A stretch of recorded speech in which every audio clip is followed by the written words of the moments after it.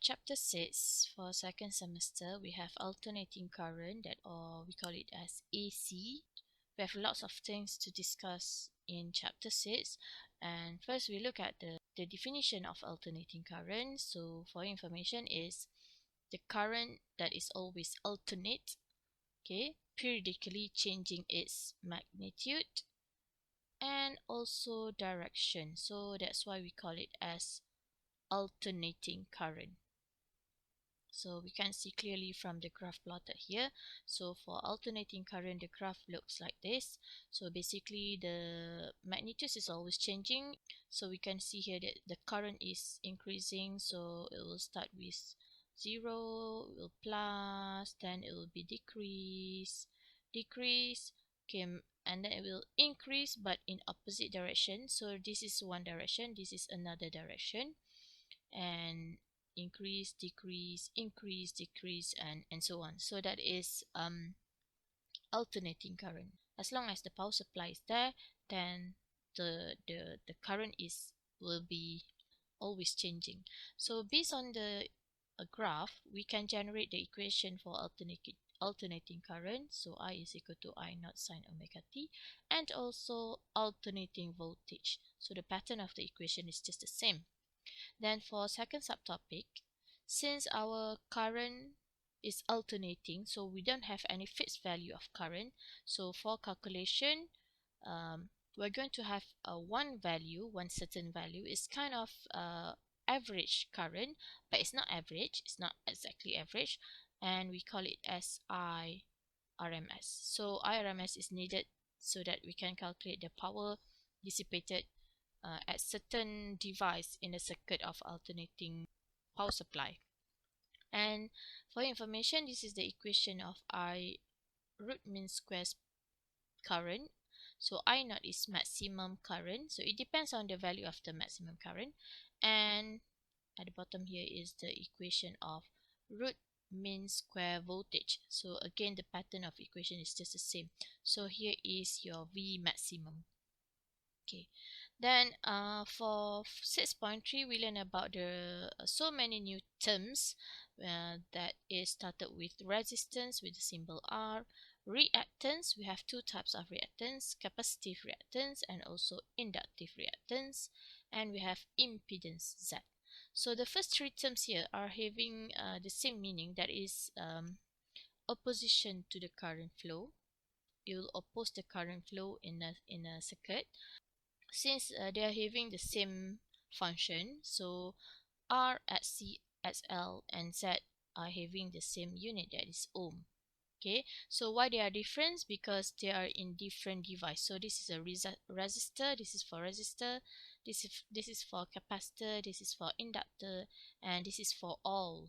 Okay, if you have more than one devices in a circuit. Okay, so this is the equation for at C, capacitive reactance. 1 over 2 pi f. F is the frequency, C is capacitance, SL 2 pi FL, so L is inductor, and equation Z. So Z is going to be R squared is equal to SL minus SC squared, so all the term here, then square root. So this is the general equation for impedance Z. Okay, we can arrange all the terms for the type of circuit we have. We are actually having 6 types of circuit. We start with pure resistor, number 1, pure capacitor, number 2, pure inductor, number 3, and number 4 we have RC circuit. So in the circuit we have R and C. Number 5 we have RL circuit. So we have R and inductor. And last one, we have altogether all the devices are in one circuit with the source of alternating current. So we have altogether 6 types of circuit that we have to know certain values of the phase relationship, the phasor diagram, and so on. So let us start with the resistor. This is among the important thing that you have to know for chapter 6. That is, for every type of circuit, you have to know the phasor diagram.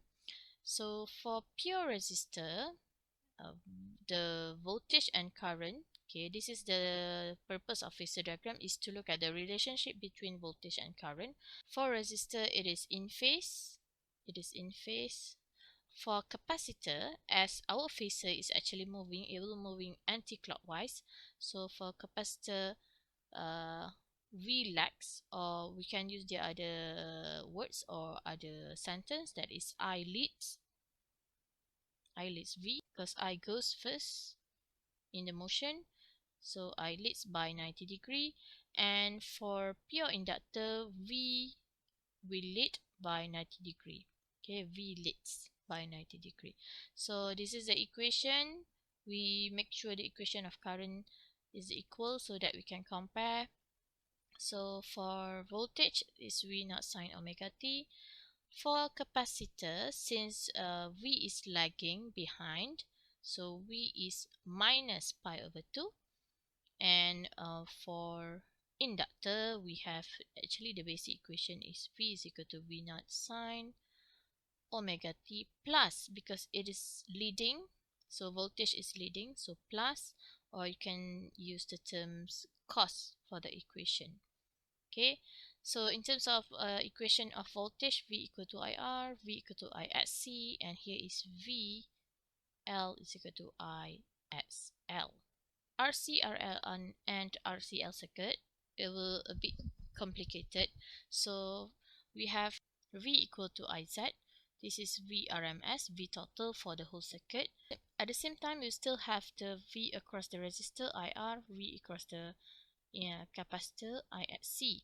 And the same goes for the second case, RL, but instead of SC, we have SL. And for RCL, again, we have V equal to IZ. But remember, the voltage across each device is still can be calculated using the equation that I write down here. VL is equal to ISL. Okay, and this is the phasor diagram. We are combining the basic phasor diagram. Then finally, you'll see this kind of phasor diagram produced for these three types of circuit. Okay, so for RC, the V resultant is here, so I lead.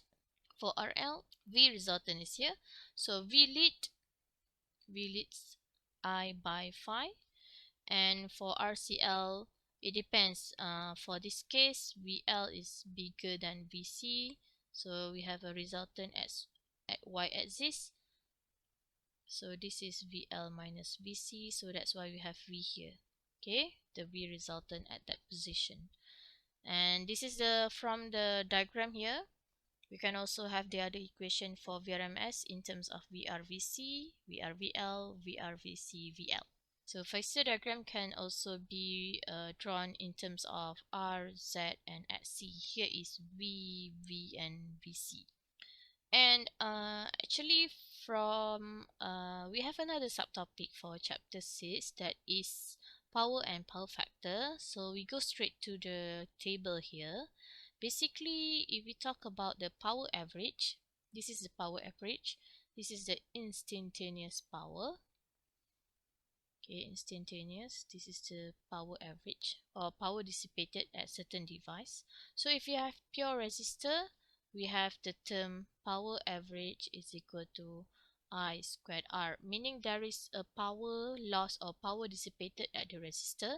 But if you look at the pure capacitor circuit, pure inductor, there is no power dissipated at these two devices, meaning there is no power dissipated at capacitor, there is no power dissipated at inductor. Because if you look at the graph of power here, the device will gain power, but after that it will remove the power, and it will then gain the power back and remove the power. So the process is continuing, and the resultant is there'll be no power dissipated. Same goes for inductor.